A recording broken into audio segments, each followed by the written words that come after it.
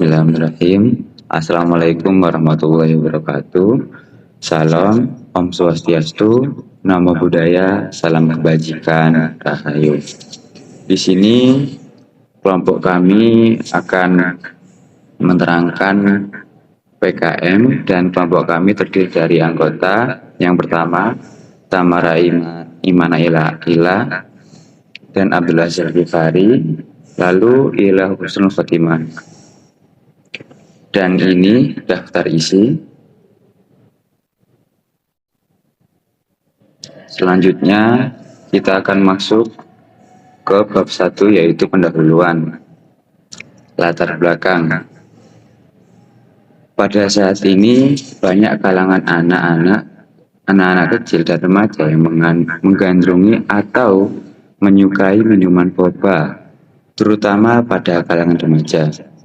Minuman yang berisi bola-bola kecil yang terbuat dari tapioka dan jelly yang biasanya diolah dengan gula merah agar berwarna hitam dan rasa manis.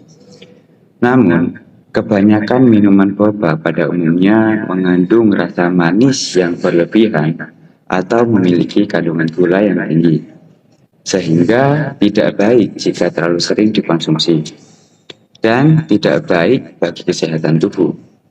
Lalu, sehingga dapat memicu terganggunya pencernaan, obesitas, gangguan kesehatan gigi dan mulut, dan juga komplikasi diabetes. Lalu, keadaan tersebut menginspirasi kami untuk membuat inovasi baru untuk membuat boba yang lebih sehat dengan menambahkan kandungan daun kelor di dalamnya dan mengganti gula yang mengandung rendah kalori. Lanjut rumusan masalah.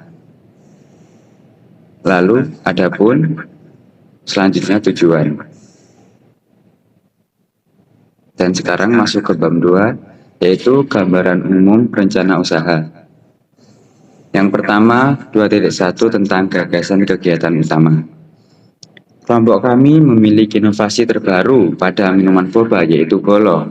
Kata bolo berasal dari singkatan minuman boba klorofil. Namun di sini untuk sebelumnya mohon maaf, klorofil ini kita akan ganti daun kelor. Jadi nanti ada previsian baru. Lalu inovasi ini tercipta karena rasa prihatin kita terhadap minuman kemasan yang diminati kalangan muda, namun ternyata memiliki kandungan kadar gula yang tinggi. Karena minuman sehat sekalipun terbukti mempunyai kandungan gula tersembunyi yang perlu diwaspadai. Bahkan pada minuman-minuman yang tidak terpikirkan akan mengandung gula, seringkali ditambahkan gula yang disembunyikan pada saat pengemasan. Sebagai kalangan muda sangat penting dalam memilih kandungan minuman yang fungsinya untuk menentukan efek apa saja yang akan didapatkan oleh tubuh setelah mengonsumsi minuman tersebut. Pemilihan minuman yang tinggi nutrisi dengan kadar gula yang tidak terlalu banyak penting untuk dipertimbangkan. Oleh karena itu, kami menuangkan inovasi baru pada boba dengan menambahkan kandungan daun kelor pada minuman boba. Lalu, selain menambahkan kandungan daun kelor atau manfaat daun kelor yang kita dapat dari daun kelor pada minuman boba, kita juga mengganti gula dengan gula yang rendah kalori agar para konsumen tidak perlu khawatir. Selanjutnya 2.2 Peluang pasar. Produk boba terbaru ini memiliki prospek usaha yang menjanjikan karena produk boba memiliki keunikan yang dapat menarik konsumen, yaitu boba yang diinovasikan dengan menambahkan zat klorofil atau daun kelor yang terdapat pada daun kelor yang telah kita olah menjadi serbuk. Selain itu, boba dikemas secara menarik dengan menggunakan cup yang pada satu sisinya konsumen dapat mengcustom atau request tulisan apa yang ingin ditulis di satu sisi cupnya. Sehingga minuman bolo bukan hanya minuman boba biasanya atau minuman boba biasanya, tapi juga bisa sebagai minuman pengantar pesan bagi seorang yang kita sayang, seperti teman, kakak, adik, keluarga, maupun pacar sekalipun. Lalu selain itu, di dalam minuman bolo atau boba, kita mendapatkan dua manfaat sekaligus, yaitu merasakan boba yang sehat dan enak. Lalu mendapatkan manfaat dari zat daun kelor dan zat lain yang terdapat pada daun tersebut. Daun kelor mengandung isothiocyanat yang merupakan zat anti peradangan, sehingga tumbuhan ini dipercaya membantu meredakan peradangan yang terjadi di tubuh. Juga mengandung berbagai senyawa seperti senyawa fenolik, flavonoid, beta-karoten, zeaxanthin, tein, dan lutein. Daun kelor atau Moringa oleifera sejak lama digunakan sebagai obat tradisional yang baik untuk mencegah kanker dan menjaga tekanan darah.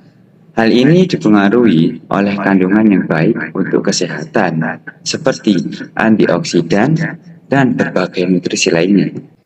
Berikut analisis SWOT produk kami. Yang pertama ada aspek keunggulan. Produk kami memiliki rasa yang enak dan nutrisi, memiliki kemasan yang inovatif dan kreatif. Produk kami merupakan minuman boba kekinian yang memiliki kemasan unik serta memiliki manfaat bagi kesehatan tubuh. Yang keempat, produk kami merupakan alternatif minuman kekinian yang sehat dan enak. Kelemahan yang dimiliki produk kami adalah produk minuman boba sudah banyak ditemukan, sehingga mungkin lebih banyak pesaing yang akan kita temui. Selanjutnya peluang. Produk kami memiliki peluang. Produk sudah tidak asing di telinga masyarakat, sehingga masyarakat sudah menerima dengan adanya produk minuman kita. Yang kedua, menyentuh konsumen dengan keunikan dan manfaat. Yang ketiga, masyarakat Indonesia sangat konsumtif akan produk baru yang unik dan kekinian. Ancaman dari produk kami adalah resiko tindakan plagiarisme yang kerap terjadi di Indonesia. Selanjutnya, analisis kelayakan usaha. Yang tabel pertama adalah bahan habis pakai. Komponennya adalah tepung tapioka 1 kg dengan harga 39.000, gula rendah kalori 500 gram dengan harga 35.000, susu kemasan 1 liter dengan harga 23.000, gula jawa atau brown sugar 100 gram dengan harga 30.000, air galon 1 galon dengan harga 15.000. Untuk daun kelor yang akan menjadi bahan tambahan pada minuman inovasi kami, insya Allah kami akan mendapatkannya di kebun yang kita tanami dengan tanaman daun kelor. Selanjutnya perasa powder yang 500 gram per kemasan dan per rasa. Kita membeli 4 rasa, jadi per 500 gram harganya 27.000 dikali 4 menjadi 108.000. Selanjutnya es kristal 1 kemasan harga 10.000, cup dan tutupnya 1 pak isi 50 harga 20.000. Selanjutnya sedotan 1 pak 10.000. Selanjutnya ada biaya tetap. Yang pertama ada kompor gas, tabung gas, dan regulator dengan budget 460.000. Ada 1 set toples dan wadah penyimpanan, budget 50.000. Alat dapur 280.000. Box ice 30.000. Outlet dan perlengkapan 1 juta. Total 1.820.000. Selanjutnya keberlanjutan usaha. Produk kami adalah inovasi dari minuman kekinian yang bukan hanya enak tapi juga sehat, yang memiliki profit menjanjikan dengan ketersediaan tumbuhan kelor sebagai bahan tambahan pada adonan boba. Selain itu, produk kami mempunyai keunggulan dari sisi pengemasan yang inovatif dan kreatif. Para konsumen dapat mengcustom atau request tulisan apa yang ingin ditulis di satu sisi cupnya. Produk kami juga memiliki daya tarik tersendiri karena memiliki varian rasa yang kekinian dan kemasan yang unik sehingga mampu menarik minat para konsumen. Lanjut ke bab 3, yaitu metode pelaksanaan. Standarisasi SOP, Standard Operation Procedure. Menentukan aturan buku pembuatan minuman bolo, baik dari segi cara pembuatan, komposisi, dan sanitasi. Selanjutnya, pembuatan produk. Yang pertama, bahan minuman Produk kami terbuat dari adonan boba yang ditambahkan dengan soy kelor yang dihidangkan dengan campuran susu dan perisa buah. Alat yang kita gunakan, kompor gas, panci, serok, pisau, sendok, nampan, alas, spatula, dan wadah. Selanjutnya, cara pembuatan terdapat pada lampiran yang sudah kita lampirkan. Lalu ada riset dan orientasi pasar. Mengenalkan minuman kami di pasar melalui sampel gratis dan membagikan brosur. Melakukan uji pasar terhadap produk kami berdasarkan kesukaan konsumen. Selanjutnya ada produksi. Produksi dilakukan secara setiap hari Senin sampai Sabtu oleh pelaksana kegiatan, dibantu oleh karyawan. Pemasaran dan penjualan. Pemasaran dan penjualan dilakukan sesuai dengan strategi pemasaran dan rencana penjualan dan diatur dengan strategi marketing. Sertifikasi Dinkes, PIRT, dan BPOM MUI. Pendaftaran sertifikat halal dan nomor PIRT dilakukan untuk menciptakan trustworthy konsumen terhadap produk minuman produk kami. Selanjutnya, evaluasi hasil kegiatan. Untuk keberlanjutan usaha, dilakukan evaluasi dan pengaturan sistem serta strategi yang lebih baik lagi, dan mengevaluasi serta mengkreativitasi pada minuman produk kami pada setiap perkembangan progresnya di tiap bulan. Yang selanjutnya ialah mengenai biaya dan jadwal kegiatan. Yang pertama ialah anggaran biaya. Terdapat pada tabel 4.1 yaitu format ringkasan anggaran biaya PKMK. Yang pertama, peralatan penunjang untuk membuat minuman bolo atau boba klorofil atau boba daun kelor. Yang kedua ialah bahan habis pakai, kemudian perjalanan ke pasar dan ke tempat mencari kebutuhan lainnya, dan lain-lain seperti administrasi, publikasi, seminar, laporan, dan lainnya yang disebutkan. Pada tabel 4.1 ditotal dengan jumlah Rp12.370.000. Kemudian mengenai jadwal kegiatan terdapat pada tabel 4.2 format jadwal kegiatan. Yang pertama perencanaan konsep dan keuangan minuman bolo. Yang kedua pembelian peralatan dan perlengkapan produksi minuman bolo. Yang ketiga produksi minuman bolo. Yang keempat promosi dan pemasaran minuman bolo. Yang kelima transaksi penjualan minuman bolo. Yang keenam evaluasi produksi dan pemasaran minuman dari bolo. Yang ketujuh, pembuatan laporan akhir. Kemudian terdapat daftar pustaka. Kemudian yang selanjutnya ialah lampiran. Terdapat 4 lampiran. Yang pertama ialah lampiran biodata ketua, anggota, dan dosen pendamping. Yang pertama, identitas dari ketua. Berikut identitas dari ketua kami. Yang selanjutnya ialah biodata anggota 1 yaitu Ila Husnul Khotimah. Berikut biodatanya.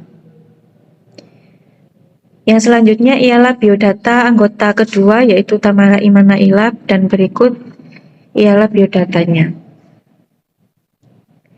Kemudian terdapat biodata dosen pendamping yaitu Pak Imam Arifuddin MPD. Berikut biodatanya.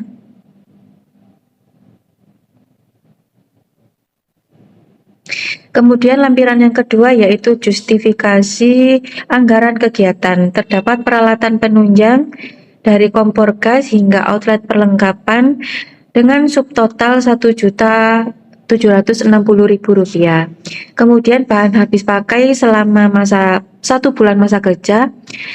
Berikut bahan-bahannya.